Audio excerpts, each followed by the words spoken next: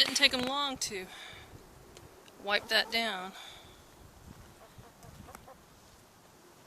A way to introduce some fresh stuff to them and work some soil, and we use these as planters.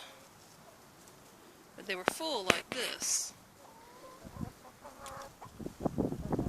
So these two are for tomorrow. I put a small pot in here yesterday that just had, I didn't use last year, and it just had a lot of weeds volunteering in it. And they just wiped it all down, nothing left. No evidence of anything green had been in there. So I thought I'd bring them this.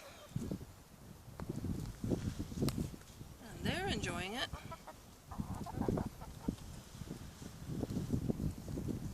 Still got one. This one here, Goldie, has been laying her egg out here.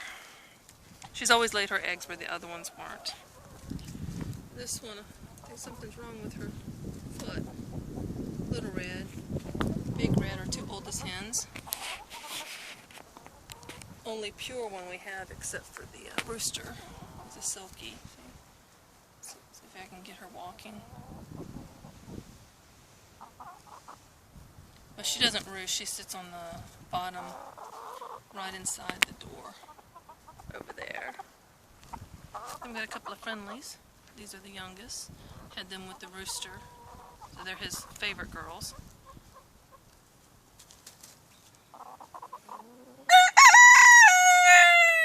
Yeah,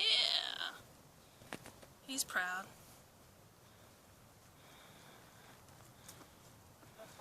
I've been coming out here a lot, enjoying their company.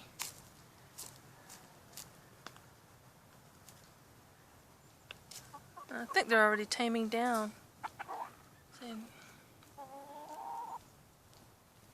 she hasn't laid in quite a while.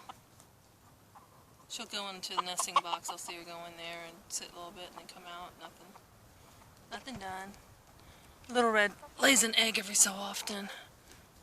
This one lays almost a white egg, but it's very, very light brown. And that black one definitely has been leaving me green eggs, because the father is a Americana buff, I think, mix, and he's thrown several. We've got at least 5 girls laying Easter eggers for us, and I think that one too, even though it doesn't have the ear tufts. See, at least she's got ear tufts. That's Americana. And she's Americana, but she doesn't leave me. She does brown eggs, light brown. So, chicken management.